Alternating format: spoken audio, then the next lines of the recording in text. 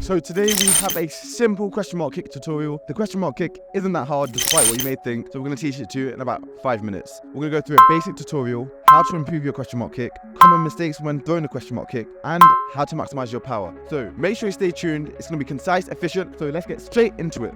So here is the question mark kick. Woo! You see that snap? That was clean. So let's start off with a basic tutorial. The question mark kick is very easy. You want to make them think that you're doing a teep, and pretty much last second, it whips round. So keep that in mind before we actually get into what it is. The first thing you want to do is you want to pick your back leg up, get in a stance like this, 70% on your back leg, 30% on your in front leg, and you're in your stance. So it's your kickboxing stance. Now, first thing you want to do is pick that back leg up nice and high. Make sure you get your knees pretty much as high as possible. That'll make it more effective. Now we've got a knee nice and high. What you want to do is you pretty much want to throw that teep. So I always teach, just kick it out. Kick it out. Don't worry, because you're not going to be making contact with your body. But for the sake of this exercise, kick it out. Now, when I'm teaching this, the next step, I like to say, question mark kick. You want to go to A to B, from A to B as fast as possible. So, step 3, here, how can I kick him in the side of his face as fast as possible? So, I need to whip my hips round and go up. Here, here. Now, if you want me to break that down even further, because that's a bit much for you, from here, we're going to twist our hips. And this is an extra step.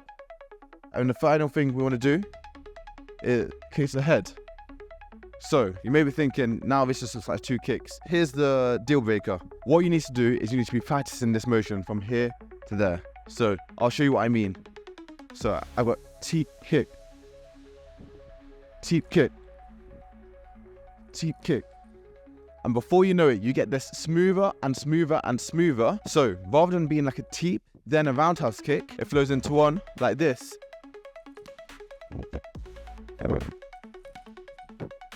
You see? So you may think, why am I doing this? Trust me, if you're learning this kick, practice, teep, then switching it to a roundhouse to the head, and then you're gonna get that more fluent, and it's gonna be a seamless question mark kick. So that is the base tutorial. So some common mistakes people make. The first one I see is people don't get enough whip.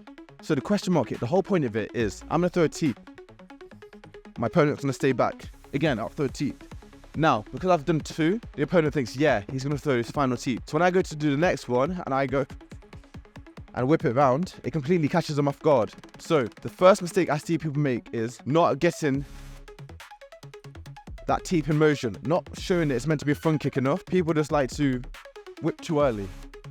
It's a deceptive kick, so you need to make sure that it's going to look like you're trying to kick them with a teep. When you become more advanced, you will literally be able to change the last second from a teep to a question mark kick, and it's really, really effective. So make sure you are throwing that initial teep motion. The next mistake I see, and this is the one which holds so many people back with power as well, is not rotating those hips over. So like I said, the question mark kick ends up sort of as a roundhouse kick. So you need to make sure that when you throw the kick and you land it, notice how my hips are now facing this wall. My hips ended up side facing. I started off with this teep, front facing, but as I landed the question mark kick, look, my hips are now in a completely different position. So make sure you rotate those hips so you can really get that power in your question mark kick. And the final mistake, and the final common mistake I see, is not using the balls of your foot to rotate and enable you to get the most power. So on any kick, you cannot stay flat-footed and be rotating on your heel. It is dangerous and it's going to hurt you. You need to make sure when you're throwing this question mark kick, look how my foot rotates from here to here. This is enabled by being on the ball of your foot, which helps you to be able to throw multiple kicks and shift and change in different directions. So having this mobility really, really helps.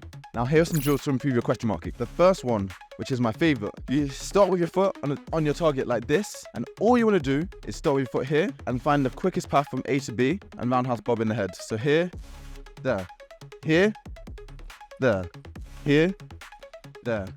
Now, what that is doing is that's getting your hip abductors used to that rotation, hips rotating over and getting used to that motion of a question mark kick, because the best question mark kick is a nice whipping motion and it's the quickest pass from A to B. So I highly recommend doing that drill 10 times on each leg, repeat through 4 sets. Now, the next drill I highly recommend doing is 2 teeps to a question mark kick. So I'm going to show you what it looks like now. Here. 1, 2, 3. Now, the reason we do this is because too many people, like I said, they whip their question mark kick too early. So they start from way too low, and it's predictable. It's very easily readable. Your question mark kick needs to be unpredictable. You shouldn't be able to see it coming. So it should look like a teep to the last second. So by getting in the rhythm of doing 2 teeps, you get primed to having that kick in position for when you finally rotate out and throw your question mark kick. Highly recommend doing that as many times as you can. And finally, the last drill I would do, hip circles, anything to activate your hips. Because when you're throwing a question mark kick, you need to have great hip dexterity. I think that's the biggest issue most people have, because you're whipping around from there to there. So opening those hips up, even though it may look a bit zesty, well worth it in the long run. Now, we've already touched on it a little bit, but I'm going to go through it in further detail. The first thing you can do to maximize your power is to make sure that you're pivoting on this foot. So, without pivoting, I can't move. There's no way I can kick properly. But with pivoting, look, my foot comes all the way around, allowing me to really turn my hips into the kick. So that's what I would say. Make sure you're pivoting on your foot so you can twist into the kick. The second thing I highly recommend, which is linked, is really twisting your hips into the kick. We always joke about it. You know, you need to rotate your hips and that. But on a serious note, you have to twist your hips into the kick, because you start off with your hips facing, look, my hips are facing Bob, but I end up with my hips facing this wall. So the more you rotate your hips into the kick, the more powerful it is. So my hip comes over, twist, and use that momentum to rotate into your kick. Now, the final tip I've got for maximizing your power is a bit of a cheeky one, and it depends. I'll do this more for a fight rather than sparring, because you can do some damage. But it's rather than kicking sideways through your target, it's kicking down at an angle, so you're using the weight of gravity behind it. So rather than going like that, you end up going more down with a question mark kick, because you've got the weight of gravity and you're going to do a lot more damage, especially if you land on that collarbone area. Bit of a cheeky tip, definitely use the other two. That one, take it and use it as you please. Finally, the final tip for improving power, get a drive resistance band. So these are my Brother Nice brand. We've worked very hard on these to make these the best product possible, to help you increase your speed, muscular endurance, your physique, your stamina, pretty much everything. I can't lie, they're a whole cheat code, which is why I train with them every single day. If you want one, they'll be linked in the description, and yeah, it really helps us out and it will help yourself out. So thank you for watching again. We do daily martial arts tutorials, so make sure you're subscribed, and I shall see you in the next video.